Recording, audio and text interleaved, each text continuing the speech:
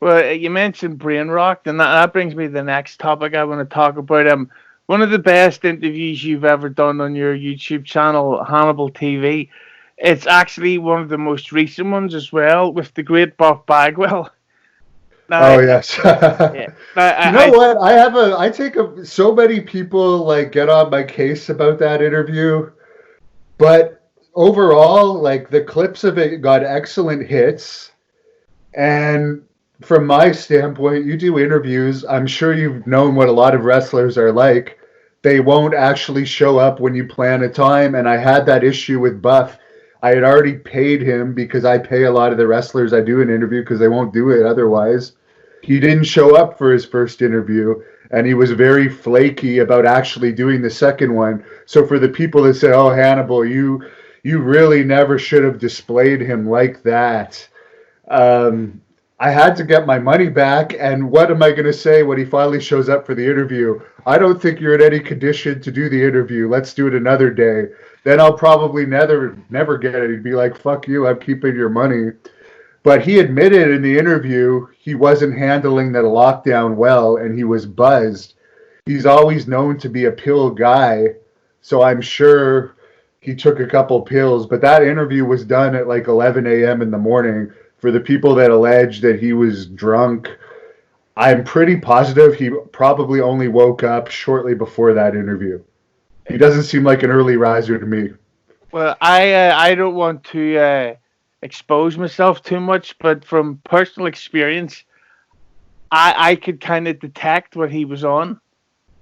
Because the thing, like, there's that time when he's speaking about Conrad Thompson, and he goes, "I paid out of my own money," and when he said that, it's like, right, MDMA, possibly a little dab of coke here and there. Yeah, well, the other thing is too, his girlfriend that he lives with now, he's not computer friendly. So his girlfriend who was sober, because she took like 15 minutes, talked to me on Skype before he went on camera. And I think if he was overly fucked up, she was sober enough, she wouldn't have allowed him on camera. But yeah, he he didn't hide it. He said he was on something. I did the best I could. I still found it entertaining. Obviously, tens of thousands of people have watched the clips. If people don't like it, they can just simply not watch. But I didn't mind it. I would actually interview Buff again because there's stuff we didn't cover in that. What people also don't know is usually you're given time limits with wrestlers. So a lot of times when they say, "Why didn't you ask this? Why didn't you ask that?" Well, you only have a certain amount of time. You got to get in what you can, and sometimes they get long-winded and off topic. You got to bring them back so you don't get all the questions in sometimes.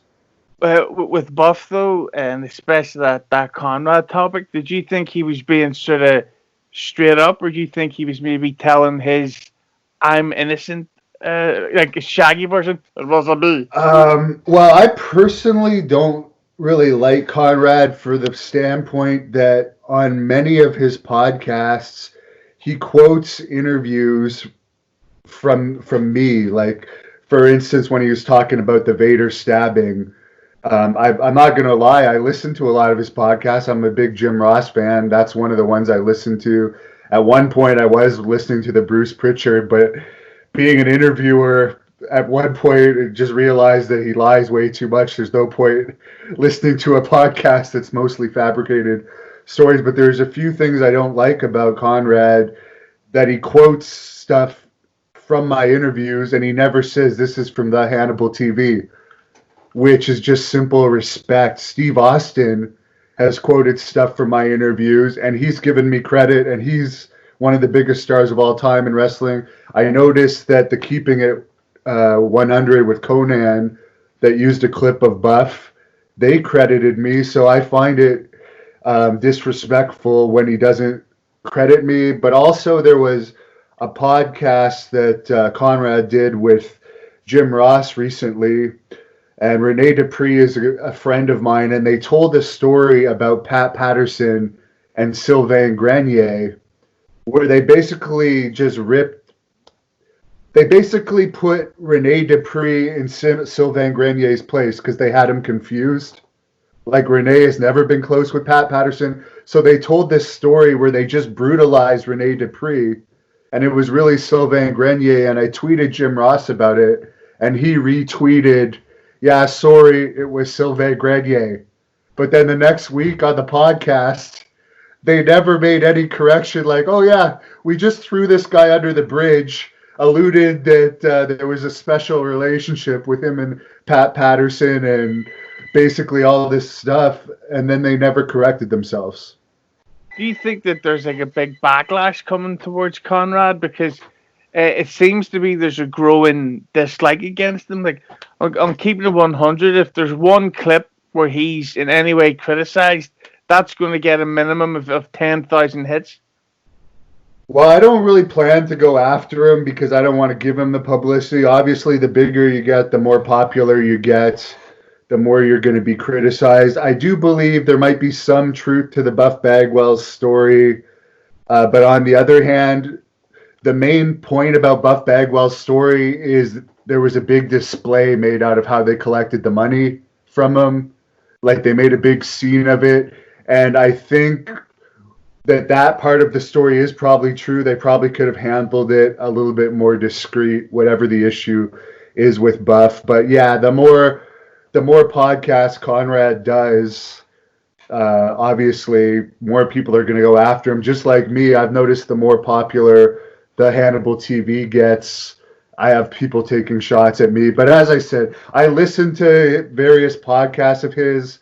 I can't say that he's a poor interviewer or anything. He does do some fucked up stuff. Like, if I had made a mistake like that and like completely thrown someone under the bridge and tarnished their name, a guy that's still on the indie circuit trying to make a living, and I allude that he's a piece of shit, I'll make the correction or I'll remove the video. I probably will do both just because I have respect for people.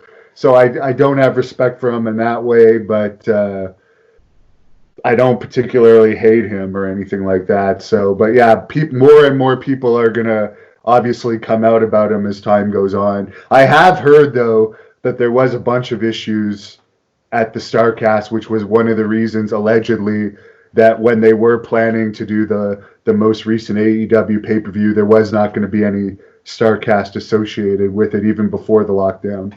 Well, you wouldn't fucking catch me at it.